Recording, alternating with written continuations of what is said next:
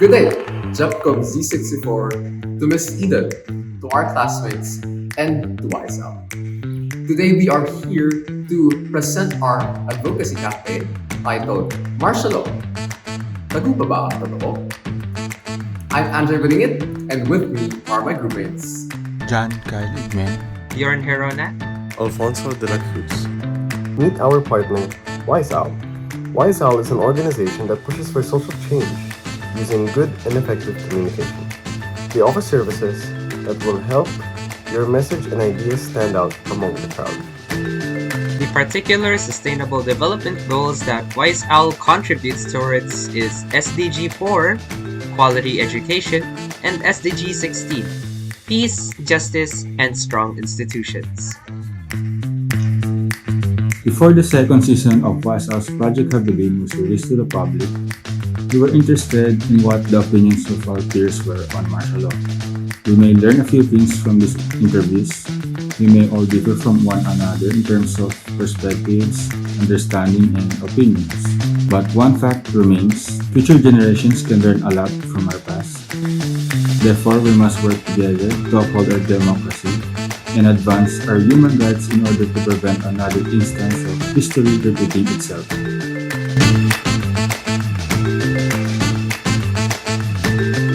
Martial law was like one of the dark times in Philippine history. When we think about martial law, it's mostly the propaganda, the false news. It's the source of corruption that would affect the current generation. The way that they implemented it, it wasn't right. Like, they were killing people, they were abducting people, they were kidnapping.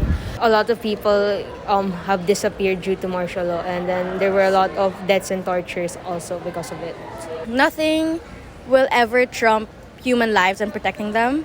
So nothing should come from the cost of that. Hello everyone, this is Andre from GEPCOMM Z64. The San Juanico Bridge. It was once the longest bridge in Asia. This bridge was actually a gift from former President Ferdinand Marcos to his wife, Imelda.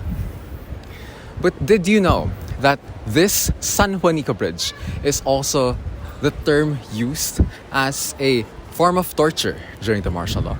Today we're here at De La Salle University to gather public opinion and the insights of the people here regarding martial law. Now, what do the students and professors have to say about this significant period in our time? Before WiseOwl's Project Habilin Season 2 is brought about to the public, our group wanted to know what our peers thought about in regards to martial law. And so we went to DLSU Manila in order to investigate this. We asked them for their opinions and viewpoints about this topic.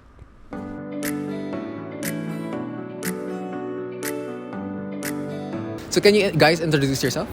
Hi, I'm Louis, AB History. Hi, I'm Julius, same course as him, AB History. Hi, I'm Gavi, and I'm ID 121. Sayan, literature. Andrea Sperilia, international studies.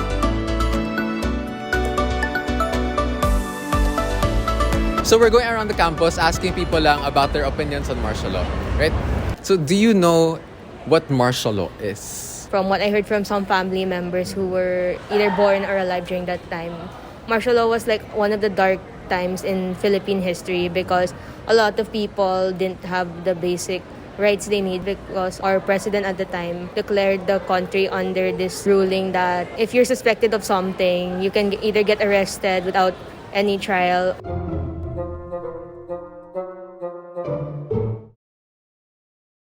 How does the media perceive martial law, especially in the perspective of Gen Z? I think in the perspective of Gen Z, with how social media has progressed and developed, it has become a little bit polarizing and people can be very divided on how they perceive martial law.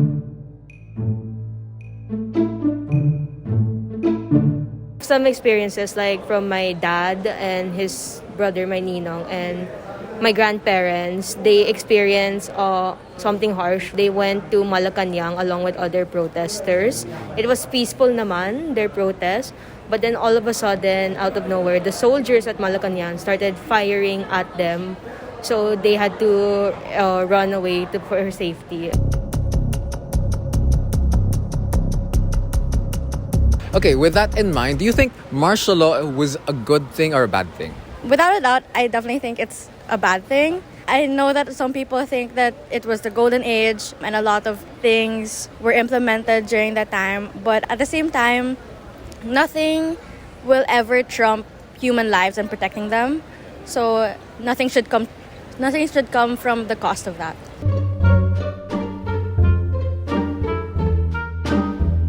What role can Gen Z play so that the martial law that happened 4 decades ago doesn't happen again?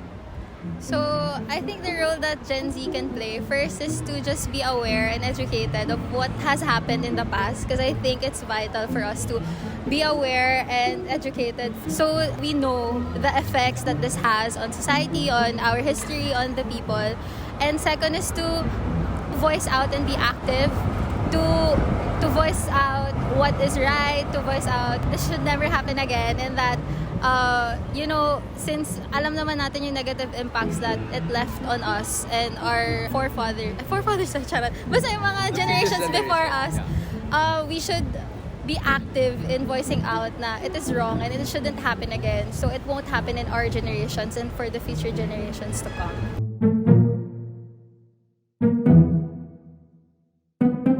So thank you so much. We really appreciate your help. Thank you. Yun lang. Thank you.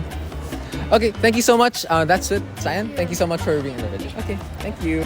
Okay, thank you so much. That's it. Thank you so much for joining. Okay, that's it. Thank you so much. No problem. No problem, Louis. Thank you. Bye-bye.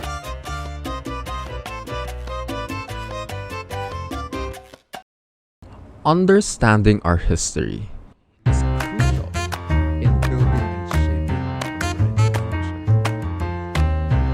It is clear that those from our generation are aware of both sides of the coin, those who suffered and those who believe it was the golden age of Philippine history. One thing is for sure, however, and that most of us believe martial law was never a good thing.